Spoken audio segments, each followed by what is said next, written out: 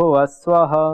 तत्सवितुर्वरेण्यं भर्गो देवस्य धीमहि धियो यो नः प्रचोदयात्। नमस्ते, आप सभी का हार्दिक स्वागत है यज्ञ के इस जान कार्यक्रम में। और आपने एक कविता सुनी होगी, एक स्लोगन सुने होंगे कि नित्य यज्ञाग्नि का आधान जहाँ धरती का है स्वर्ग, वहाँ निश्चित ही जहाँ यज्ञ होता है वह स्थान, वह भूमि, वह स्थल स्वर्ग बन जाता है। परंतु आज जब हम देखते हैं बाहर वातावरण में चारों ओर प्रदूषण, चारों ओर बीमारियों का प्रकोप हम जब देखते हैं, तो फिर कहीं ना कहीं हमारे अंदर जो इस प्रकार से जो संवेदनशील है, जो इस प्रकार से अपने आप को, इस वसुंधरा को सुंदर बनाना चाहता है, तो उनको पीड़ा होती है। तो ऐसी स्थिति में वैसे ही हमारे साथ उपस्थित पूज्य स्वामी यज्ञदेव जी, नमस्ते स्वामी जी। नमस्ते स्वामी। जिन्होंने इस यज्ञ के जो पहलुए हैं, उनके जो लाभ हैं, उनको जन जन तक प्रसारित करने के लिए संकल्पित हैं। तो यज्ञ जहाँ सिर्फ भौतिक जीवन को उन्नत करता है, ऐसे ही नहीं बल्कि हमारे आंतरिक जीवन को भी उन्नत बनाता है, समृद्ध बनाता है, वातावरण को शुद्ध बनाता है। तो जैसे पिछले अंक में हमने चर्चा की थी कि यह जो यज्ञ है वातावरण को शुद्ध करता है, वातावरण को अच्छा बनाता है। तो जो हम सुनते हैं आज इतने जो, चूँकि हम नाना प्रकार की इलेक्ट्रॉनिक मशीनों का, तकनीकों का उपयोग करते हैं, और उसमें जो रेडिएशन जैसे जो रे निकलते हैं, जो कि हमारे लिए बहुत ही विनाशकारक है, हमारे स्किन डिसीज जैसे रोगों को जन्म देने वाले हैं, कैंसर जैसे रोगों का। तो क्या इस यज्ञ के माध्यम से हम इस रेडिएशन को भी दूर कर सकते हैं? आई पूज्य स्वामी जी से जाने। स्वामी जी। जी स्वामी जी, आज के समय में जो विभिन्न प्रकार के प्रदूषण फैल रहे हैं, चाहे वो वायु प्रदूषण हो, जल प्रदूषण हो, भूमि प्रदूषण हो, इस प्रकार से अलग अलग ध्वनि प्रदूषण से लेकर के बहुत सारे प्रदूषणों की आज भरमार है जी। और उसी के बीच में आज जो आपने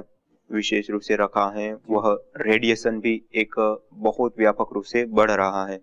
और उसके कारण भी हम देखें तो बहुत सारे प्रकार के हमारे सामने उसके कारण हैं कि हम जिन पदार्थों का प्रयोग कर रहे हैं, उन पदार्थों में भी बहुत सारे पदार्थ अलग अलग प्रकार के रेडिएशन को छोड़ते हैं। और दूसरा, जो हम इलेक्ट्रिसिटी का प्रयोग करते हैं, वो इलेक्ट्रॉनिक उपकरणों का प्रयोग करते हैं, उसमें भी एक विशेष इलेक्ट्रोमैग्नेटिक जो रेडिएशन होता है उसका उद्भव होता है। और इन रेडिएशनों के कारण छोटी छोटी बीमारियां और विशेष करके जो मस्तिष्क की कोशिकाएं होती हैं, उसको डैमेज करने से लेकर के, और जो सबसे घातक रोग माना जाता है कैंसर, वो कैंसर तक हो जाता है लोगों को। तो ये एक बहुत व्यापक रूप से बढ़ रहा है। वैसे ये रेडिएशन, अन्य प्रदूषण तो दिखाई देते हैं, वायु प्रदूषण से लेकर के वो, लेकिन ये एक ऐसा प्रदूषण है जो हमें दिखाई नहीं देता नरी आंख से, और हम महसूस भी नहीं कर सकते इसको, ना इसको गंध के माध्यम से सूंघ सकते हैं। तो इस प्रकार का ये एक अलग प्रकार का ही एक प्रदूषण है। अदृष्ट रहते हुए भी हमारे संपूर्ण अस्तित्व को, मनुष्य को तो हानि पहुंचाता है, लेकिन पेड़ पौधे आदि और इससे अतिरिक्त जो अन्य, जैसे आज पंछी आदि या मधुमक्खी विशेष करके, क्योंकि ये बहुत ज्यादा सेंसिटिव होते हैं, तो रेडिएशन का दुष्प्रभाव विशेष करके जो पंछी होते हैं या छोटी छोटी जो चक्की, उनके ऊपर और मधुमक्खी के ऊपर विशेष देखने को मिलता है। और यहाँ तक कि बड़ी मात्रा में वो जहाँ पे टावर आदि होते वहां पे प्राय करके विलुप्त प्राय हो जाता है। तो ऐसी स्थिति में अब हम क्या कर सकते हैं, क्योंकि हम एक विकास की दौड़ में दौड़ तो चुके हैं, आगे निकल चुके हैं, तो अब इस अवस्था में हमारे सामने क्या साधन है कि हम इस रेडिएशनों से बच सके? या वो लोगों की भी यही मानसिक स्थिति बन गई कि यदि हम इस वस्तु का उपयोग न करें तो कहीं ना कहीं हम पीछे रह जाएंगे, आधुनिक टेक्नोलॉजी का हम प्रयोग नहीं ले पा रहे हैं, या उससे वो एक अलग प्रकार की मानसिकता या फिर अभाव को महसूस करते अपने जीवन में। निश्चित रूप से ऐसा ही है, और हम अंधी दौड़ में हम कर भी रहे हैं उन चीजों का प्रयोग। अब मूल बात है कि इस रेडिएशन से कैसे बचे। तो एक तो उन उपकरणों का हम कम से कम प्रयोग ले, या उन उपकरणों से हम दूर रहें, और दूसरा है कि अब हमें उपयोग तो कर ही रहे हैं, हमारे घर में आ ही गया है, तो अब हम उस रेडिएशन से कैसे बच सकते हैं। तो उसके लिए हमारे पारंपरिक चीजों में जो यज्ञ है वह यज्ञ के द्वारा यह पाया गया है कि जो रेडिएशन होता है वो रेडिएशन को वो दूर करता है, कम करता है। और रेडिएशन की जो अलग अलग स्थितियां होती है, कई सारे प्रकार के रेडिएशन होता है, एक दो ही रेडिएशन होता है ऐसा नहीं। एक तो जैसे आपने अभी बात की, हम सब सर्वाधिक रूप से जो पीड़ित है वो इलेक्ट्रोमैग्नेटिक रेडिएशन है। ये किससे उत्पन्न होता है स्वामी जी? ये तो यही सारी इलेक्ट्रॉनिक चीजें हैं, चाहे एलईडी लाइट्स हैं, चाहे लैपटॉप, कंप्यूटर, मोबाइल्स आदि से लेकर के जो भी, ये सारे ये रेडिएशन के कारण। और दूसरे रेडिएशन होते हैं जो परमाणु बम आदि होते हैं, उसके जो विस्फोट होते हैं उसके कारण फैलने वाले, या फिर जो कई सारी ऐसी फैक्ट्रियां होती हैं जहां पे इस प्रकार के केमिकल्स या इस प्रकार के जो द्रव्य होते हैं, क्योंकि ये द्रव्य से निस्सरित होते हैं अलग अलग रेडिएशन। जैसे हम भी अपने घर में अलग अलग प्रकार के बहुत सारे जो कार्बनिक पदार्थ होते हैं वो भी अलग अलग प्रकार के रेडिएशन छोड़ते हैं, या और भी पदार्थ होते हैं। लेकिन मुख्य रूप से विशेष हानि पहुंचाने वाले जो होते हैं, जैसे हम एक घटना सुनते हैं जो भोपाल में गैस कांड की जो घटना है, तो उस समय जो गैस का रिसाव हुआ था बड़े रूप में, 1984 की बात है। हाँ 1984 में। तो वो गैस रिसाव के कारण जो रेडिएशन का एक प्रभाव था वो बहुत बड़े एरिया में हुआ था, और कई बड़ी संख्या में लोग मौत के घाट उतर गए थे, और बहुत बड़ी मात्रा में लोग हॉस्पिटलाइज हुए थे। और उसके बाद भी लंबे समय तक उस एरियो में अपंग आदि या विकलांग बच्चों का पैदा होना, इस प्रकार की समस्या रही। प्रभाव सुनने को मिलता है कि 10 किलोमीटर तक था। हाँ, तो ये जो घटना है, उस घटना के दौरान भी इस प्रकार के कुछ केस सामने आए थे। कुशवाहा परिवार और राठौड़ परिवार की कुछ ऐसी घटनाएं हैं जो न्यूज़पेपरों से लेकर के बड़ी संस्थानों या यज्ञ के प्रचार करने वाली जो संस्थाएं हैं उनके ऊपर विशेष करके ये प्रचलित है। तो उस समय में ये दो परिवार थे जो प्रतिदिन यज्ञ करते थे, और इस प्रकार के यज्ञ के कारण ही वो लोग उतना दूषित वातावरण में, रेडिएशन वाले वातावरण में भी वो बच गए, और उनको किसी भी प्रकार की कोई हानि नहीं हुई, या उनके जो बच्चे आदि हैं तो उसके ऊपर भी कोई प्रभाव नहीं हुआ। उसके बाद उसी घटना के दौरान जो है डॉक्टर लोग गर्भपात आदि करा रहे थे कि जो माता ये गर्भवती हैं वो अपने बच्चों का गर्भपात करा, वरना वो विकलांग आदि ऐसे बच्चे पैदा होंगे जो बहुत ही ज्यादा उनका जीवन कष्टदायक उनको होगा। तो बहुत लोग उस समय गर्भपात करा। तो उस समय भी वहां पे माधव आश्रम करके एक संस्थान है, तो उन लोगों ने इस प्रकार का प्रचार किया कि जो हम यज्ञ करें तो उससे हम बच सकते हैं, इसका कोई साइड इफेक्ट नहीं होगा इस प्रकार का। और उन लोगों को करीब 19 माताएं या 20 माताएं ऐसी, मतलब जिन्होंने इनके ऊपर विश्वास किया कि यदि हम यज्ञ करेंगे तो हमें किसी भी प्रकार की हानि नहीं होगी, तो हमारे बच्चे भी सुरक्षित रहेंगे, ऐसा मतलब उनको विश्वास हुआ। फिर उन लोगों ने भी उनके यज्ञ में शामिल हुए और उन लोगों ने भी यज्ञ को अपनाया किया, और वास्तव में उनके जो बच्चे पैदा हुए वो बिल्कुल ही निरोगी, किसी भी प्रकार का कोई विकृति विकार नहीं, और अच्छी प्रकार से पुष्ट बच्चे उनको प्राप्त हुए। तो आप देखिए कि जो रेडिएशन का ऐसा प्रभाव था और जहाँ पे ऐसी स्थिति थी, उसमें भी उसकी एक तो स्थिति के दौरान ही उसमें भी बचते हुए केस दिखाई दिए। दूसरा, उसके बाद जो लंबे समय तक वो रेडिएशन या गैस का जो प्रभाव है उसके कारण जो वो लोग मतलब इस प्रकार की जो घटना बता रहे थे विकलांग पैदा होने की, तो उसमें भी किसी भी प्रकार का कोई ऐसी घटना देखने को नहीं मिली कि जो यज्ञ के एक शरण में थे वो पूरी तरह से सुरक्षित देखने को मिले। ये तो प्रैक्टिकली हो गया। उसके बाद एक इस प्रकार की भी रिसर्च हुई थी कि जो ये रेडिएशन होता है, वो रेडिएशन जब फैलता है तो जो अन्न आदि चावल होते हैं, चावल या अन्न होते हैं, उसके अंदर भी उसका प्रवेश हो जाता है और उसको खाने से भी बहुत ज्यादा वो होता है इस प्रकार का। तो उस समय भी एक परीक्षण से देखा गया था कि जो इस प्रकार के जो घातक रेडिएशन हो उससे युक्त जो चावल थे उसको जो यज्ञ की भस्म होती है उस भस्म के अंदर 12 घंटा या 24 घंटे तक भिगो दिए गए, और उसके बाद उस चावल को निकाल करके सुखा दिए गए, और उस चावल को देखा गया तो उसमें किसी भी प्रकार का कोई रेडिएशन का असर नहीं था। जबकि ऐसा माना जाता है सामान्य रूप से कि एक बार जो रेडिएशन से युक्त वस्तु होगी वो अब पूरी तरह से हमारी नष्ट या उसका प्रयोग हमें नहीं लेना चाहिए, उसके पास भी नहीं जाना चाहिए, जबकि वो चावल की जो स्थिति थी वो नॉर्मल अवस्था में। तो यज्ञ की भस्म में भी वो शक्ति होती है कि उसमें यदि इस प्रकार की रेडिएशन वाली वस्तु खाद्य पदार्थ है तो ये भी दूर होता देखा गया है।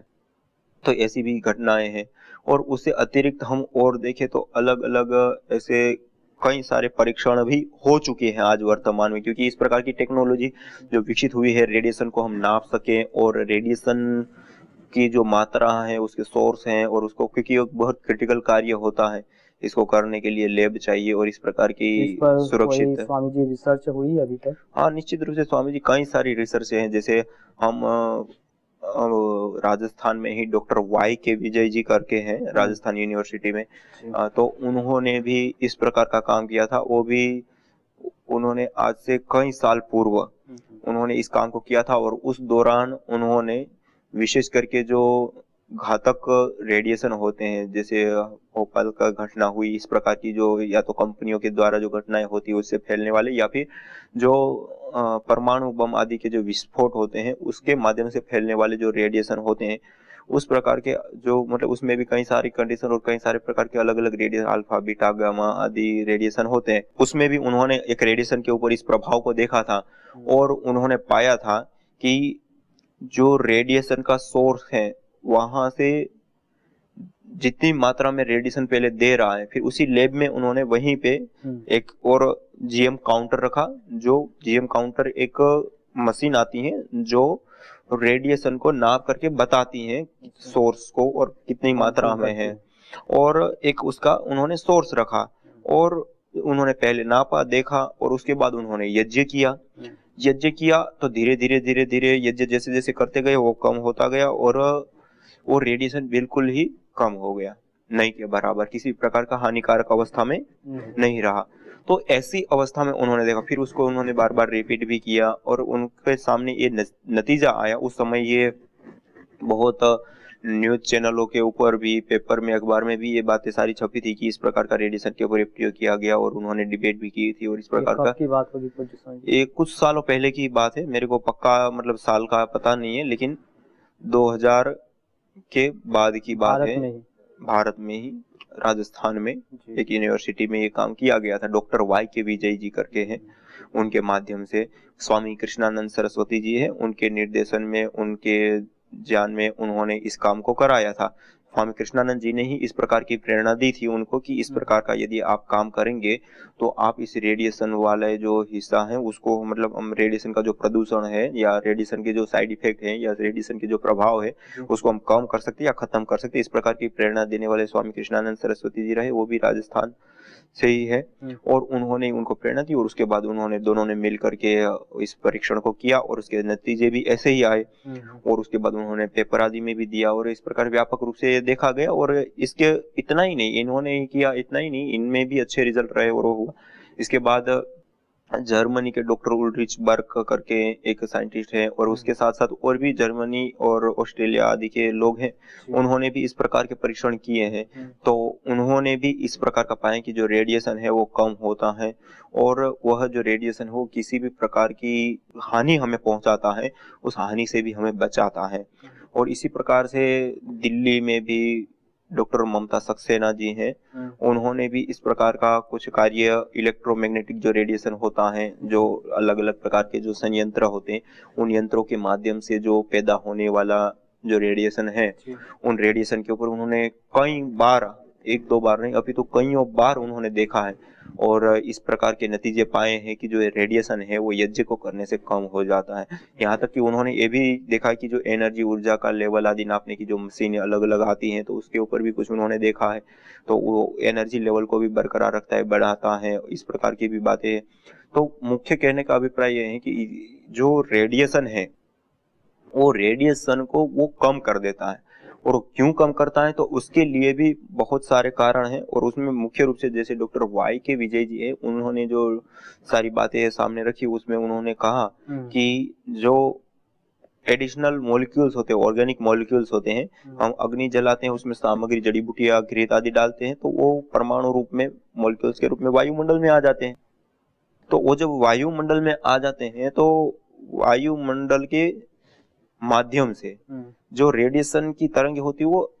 आर पार होती है या संचरित होती है। तो जब एडिशनल मॉलिक्यूल्स ऐड हो जाते हैं वायुमंडल में, तो वो जो रेडिएशन की जो किरणें हैं या जो वेव्स हैं वो वहां पे बाधित हो जाती हैं या रुक जाती हैं या मित्रता बना, मतलब उनका ये कहना है कि हम ये नहीं कह पा रहे हैं कि ये जो रेडिएशन की जो सोर्स है वो रुक जाता है, लेकिन अब वो जब कब रुकता है, तो उन्होंने कहा कि एडिशनल मॉलिक्यूल्स माने घृत और सामग्री के जो पार्टिकल्स है वो जब वो वायुमंडल में आ जाते हैं तो उस समय वो रुक जाता है, मतलब वो खत्म हो जाता है। लेकिन अब वो जो रेडिएशन वो कहाँ गया, किस प्रकार से रोका, वो शत्रुता की तरह वो आपस में व्यवहार कर रहे हैं, मतलब ये जो एडिशनल पार्टिकल है वो उसको दूर सीधा वो कर दे या उसको नष्ट कर रहे हैं, या फिर वो अपने आप में अवशोषित कर लेते हैं मित्रता की अनुसार, वो अपने आप में बॉन्ड बना। तो ये कहने में अभी वो डिफाइन नहीं, मतलब उसको नहीं बता पा रहे हैं कि ये कैसे हुआ, लेकिन ये जरूर हुआ कि रेडिएशन को ये निश्चित रूप से वो दूर कर देता है या कम कर देता है। हम जब एक बार यज्ञ करते हैं तो उसका एक बार में कितने प्रतिशत कम हो जाता है, ऐसे कुछ भी निकालें? जी स्वामी जी, वो डॉक्टर वाई विजय जी ने, डॉक्टर ममता सक्सेना जी ने और इन लोगों ने इस प्रकार के बहुत अच्छे से काम किया है। तो उसका जो कार्य है वो कार्य देखने से पता चलेगा, हमने उसके साथ बातचीत की है, मिले हैं, और लेकिन उनका जो पूरा डाटा है वो हमने अभी प्राप्त नहीं किया है कि कौन सा कितना कम हुआ क्या हुआ, लेकिन वो अभी कुछ दिनों में ही मतलब वो भेजने वाले हैं। तो वो कह रहे थे कि जो भी डेटा है वो भेजेंगे और सारी चीजें वो करेंगे, तो उस समय जब हम देखेंगे तो हम उसको बताने में सक्षम हो पाएंगे। लेकिन निश्चित रूप से ये अभी अपने सामने है कि उन लोगों के जो पेपर जैसे जर्मनी वालों का है तो उन्होंने तो अपने नेट में ही डाल रखा है, तो उनका देखा तो उसमें तो ऑलरेडी कम होता हुआ अच्छी प्रकार से दिखाया गया है। लेकिन अब कितनी मात्रा में है, क्योंकि उसका एक सोर्स को जो नापने का एक जो तरीका होता है वो अलग होता है, तो इस प्रकार से डिफाइन करना कि जैसे पहले इतनी मात्रा में था अभी इतना है और इतना, तो उस प्रकार से करने के लिए उसको एक पूरा एनालाइज करना पड़ता है डेटा को, और उसके बाद हमें पता चलता है, तो उसको अभी बताने में अक्षम हूँ, लेकिन निश्चित रूप से रेडिएशन को वो कम करता है। जी।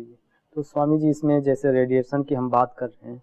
तो रेडिएशन का एक प्रकार के होते हैं या फिर अलग अलग प्रकार के रेडिएशन? जी स्वामी जी, निश्चित रूप से ये एक प्रकार का रेडिएशन नहीं होता है, ये कई प्रकार के रेडिएशन होते हैं, बहुत सारे प्रकार के,